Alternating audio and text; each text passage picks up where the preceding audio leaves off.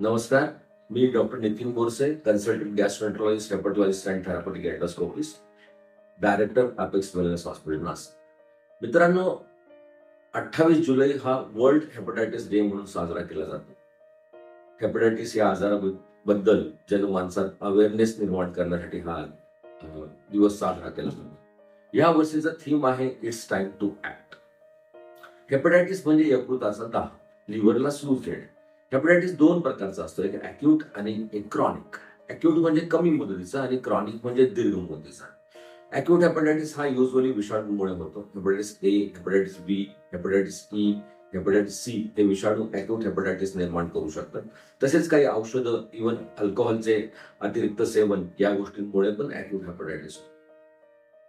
Chronic hepatitis हा hepatitis बी, hepatitis C हे विषाणू, काही औषधं, अल्कोहोलचा अब्यूज आणि इव्हन अनकंट्रोल डायबिटीस, स्थूलता म्हणजे वजन जास्त असणं किंवा ओबेसिटी, रक्तातले चरबीचे प्रमाण जास्त, त्याला हायपरलिपिडेमिया असंही म्हणतो आपण, या गोष्टींमुळेही क्रॉनिक हेपॅटायटिस होतो.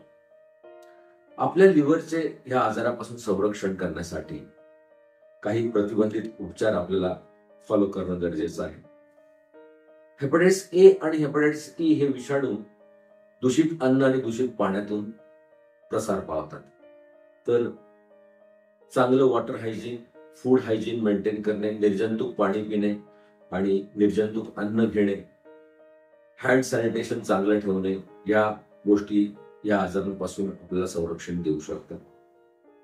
अल्कोहोलचा अब्यूज, अल्कोहोलचे व्यसन टाळणे, डॉक्टरांच्या सल्ल्याशिवाय कुठली औषधं घेऊ नये, स्थूलता नियंत्रणात ठेवणे, नियमित आहार, नियमित व्यायाम या गोष्टींनी डायबिटीसचा कंट्रोल चांगला ठेवणे, वजन नियंत्रणात ठेवणे, याही अत्यंत महत्वाच्या गोष्टी आहेत. हेपॅटायटिस बी आणि हेपॅटायटिस सी हे विषाणू रक्त संक्रमण, अनप्रोटेक्टेड सेक्शुअल एक्सपोजर, लिटल सिक इंजुरी या गोष्टींपासून प्रसार पावतात.